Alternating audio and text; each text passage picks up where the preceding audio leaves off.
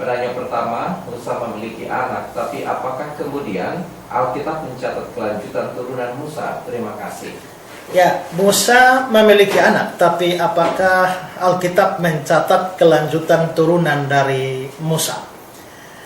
Nah, jelas Alkitab mengatakan bahwa Musa punya istri ya. Dan Alkitab mencatat istrinya Musa itu bernama Sipora. Itu nampak di dalam Keluaran pasal 18 ayat 2. Lalu Yitro mertua Musa membawa serta Sipora istri Musa. Jadi jelas Musa mempunyai seorang istri yang bernama Sipora.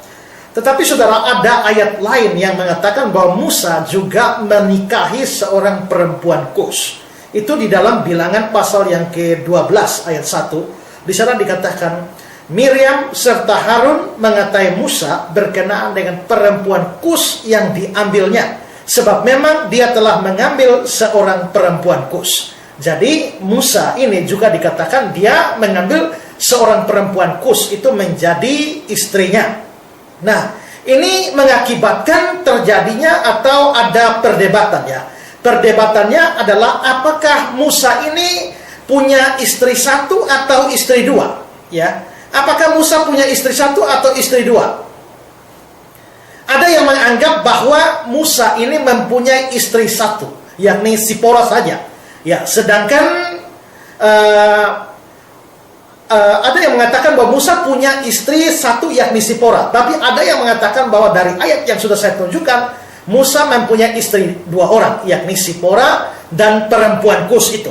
Nah, yang beranggapan bahwa Musa hanya punya istri satu itu menganggap bahwa Sipora itu memang perempuan yang berkulit hitam, sehingga perempuan berkulit hitam disebut sebagai perempuan Kus, artinya perempuan yang berkulit hitam atau dia datang dari negeri Ethiopia. Nah, kita kalau melihat di dalam Alkitab Indonesia kita dikatakan perempuan Kus di dalam Bilangan 12 ayat 1. Tetapi kalau kita melihat di dalam Alkitab bahasa Inggris, yaitu King James, itu diterjemahkan di sana Ethiopian woman, seorang wanita Ethiopia, atau terjemahan Contemporary English Version dikatakan woman from Ethiopia, perempuan dari Ethiopia. Nah, jadi kalau itu benar, maka Kus, perempuan Kus atau perempuan Ethiopia itu adalah sebutan untuk Sipora sendiri, ya, Sipora sendiri karena dia mungkin kulitnya hitam. Jadi kesimpulannya adalah bahwa Musa ini mempunyai hanya satu istri saja, ya, menurut pandangan yang pertama tadi. Nah, terlepas daripada itu, Alkitab memang mengatakan bahwa Musa itu memang mempunyai keturunan-keturunan atau mempunyai anak-anak, ya. Dia mempunyai anak-anak laki-laki. Kalau kita membaca di dalam Kisah Para Rasul pasal 7 ayat yang ke-29, di sana dikatakan, mendengar perkataan itu, larilah Musa dan hidup sebagai pendatang di tanah Midian, dan dia memperanakan 2 orang laki-laki. Dia memperanakan 2 orang anak laki-laki. Nah, siapa anaknya Musa ini? Nah, anak ini, 2 orang ini adalah anak yang dari Sipora, dan satu bernama Gersom dan satu itu bernama Eliezer. Satu bernama Gersom, satu bernama Eliezer. Itu nampak di dalam Keluaran pasal yang ke-18 ayat yang ke-2 dan ayat yang ke-3. Jadi jelas bahwa di sini Musa memang mempunyai 2 orang anak, ya. Juga 1 Tawarik pasal 23 ayat yang ke-15, ya. Ayat yang ke-15 ini dikatakan bahwa anak-anak Musa ialah Gersom dan Eliezer, ya, Gersom dan Eliezer. Nah, terus sekarang kita mau lihat keturunan Musa selanjutnya ini bagaimana. Itu kita mari lihat dari 2 anak Musa ini. Yang pertama adalah Gersom. Nah, Gersom ini dia mempunyai anak, ya. Gersom mempunyai anak, dan dengan demikian adalah cucu dari Musa. Itu nama Sebuel atau Subael, dan itu tercatat dalam 1 Tawarik pasal 23 ayat yang ke-16, ya.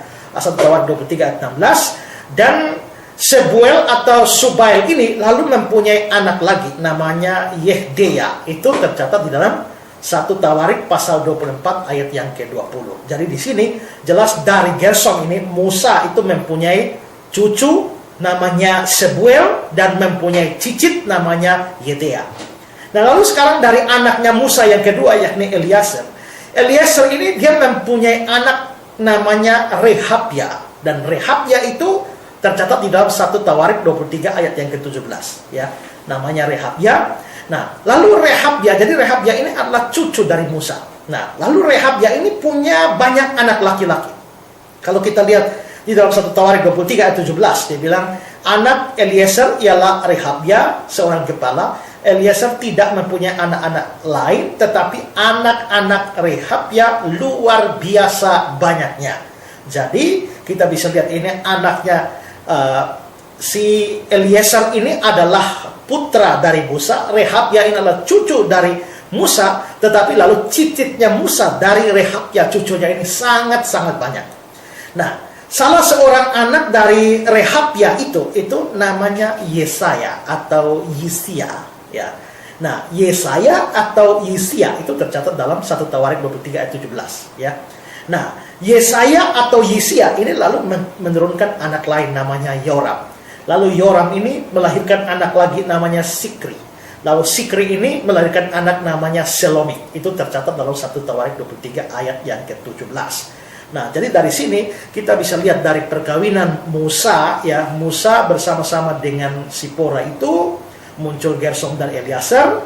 Lalu setelah itu dari Gersom muncul Sebuel, Yedea. Dari Eliezer muncul Rehabya, lalu Yesaya atau Yisia, Yoram, Sikri dan Selomit. Jadi dari sini kita bisa lihat bahwa Musa mempunyai 2 anak, lalu dia mempunyai 2 cucu, tapi selanjutnya dia mempunyai cicit yang banyak sekali ya.